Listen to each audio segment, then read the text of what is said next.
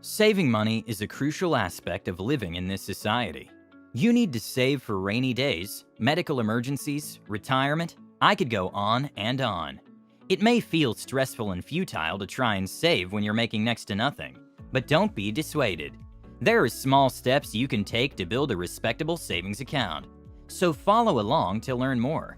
Also, if you're interested, you can download my free savings and budgeting guide, which also contains a bunch of useful savings tips. Now let's get into it.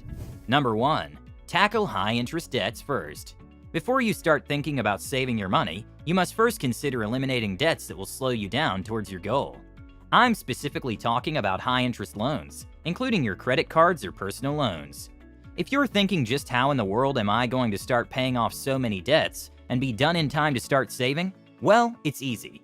Just start by paying off the costlier debts and work towards the smaller ones. In other words, prioritize your payments. You'll be amazed at how relieved you'll be once you've paid off all your debts, since you won't be worrying about both trying to save and paying off loans. 2. Cut down your bigger expenses. Heard of the phrase living below your means? Well, it's a fantastic motto to live by. Many times, the biggest expenses are the ones we don't even think twice about. Think of rent, for example. If you can afford to move to a cheaper place, I'd encourage you to do so. You may even have to give up your independence for some time and move in with flatmates. Assess all of your expenses and cut back in areas that you don't really need to be spending as much on. 3. Take advantage of free money.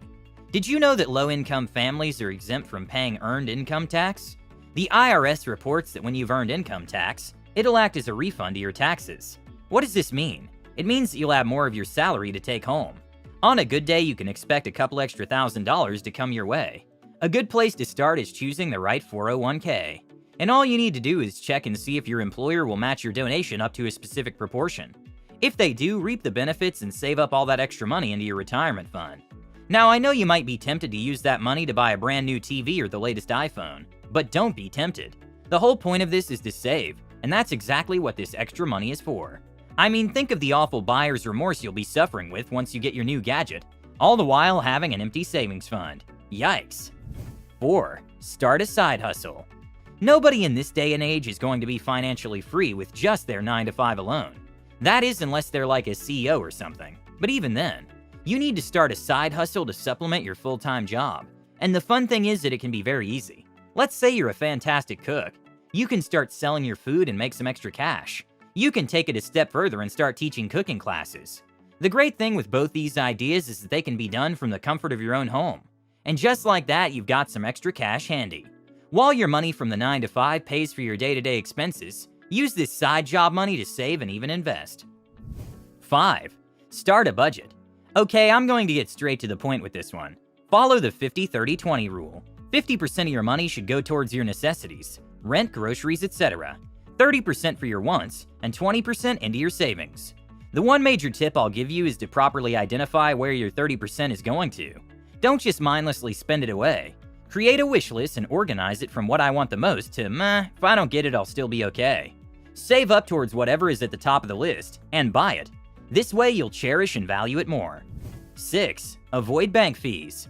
Putting our money in the bank has been considered one of the best ways to cut down on impulsive spending, because the money isn't available the moment it's needed.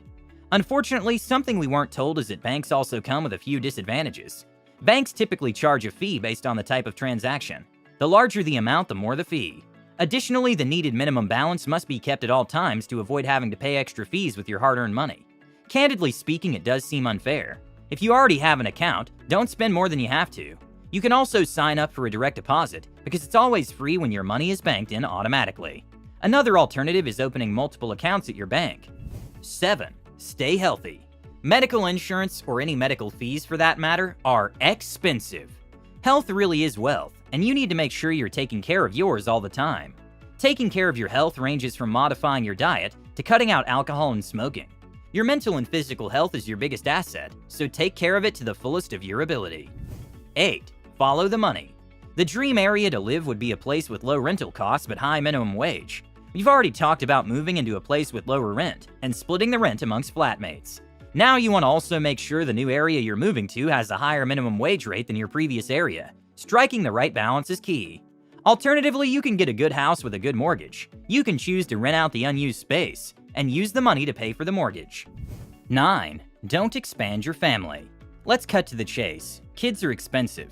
Raising a family comes with a lot of responsibility, and you need to properly think about those before you start one of your own. This not only means holding back on having children until you can financially afford them, but also taking your time and picking a partner who's financially literate and responsible. 10. Swallow your pride. We all need help. The biggest lie of this society is that of the self-made man. I'm willing to bet all my limbs that someone who labels themselves as such has gotten a ton of help during their journey. You deserve help as well. Obviously, financial help is the main aim, but even going to your local food bank is enough. Don't worry about looking weak because you need support. Don't give in to the myths of society and allow yourself to be helped as needed. 11. Avoid automobiles.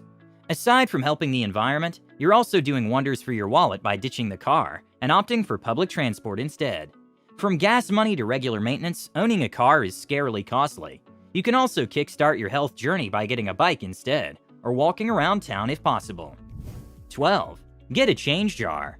How many times have you noticed a few extra dollars and then decided to waste it away on something useless? I know I have, and I've done it multiple times. Instead of impulsively spending your money, get a clear jar and put in your extra pennies and notes into it. Over time, your jar will fill up. Now you can do one of two things: save or spend it on something from your aforementioned wish list. No prizes for guessing which one I'll tell you to do. It may seem daunting and stressful to try and save while making minimum wage. And this is where self-reflection and adequate financial literacy comes in. Take your time, build these practices, and use your money wisely. Slow and steady wins the race, so don't feel pressured into having to save your money straight away. Tackle each issue one by one, and before you know it, you'll have a hefty balance in your savings account. Well folks, thanks you so much for watching. If you found this video helpful, be sure to give it a thumbs up and subscribe to our channel for more content like this. Until next time, take care.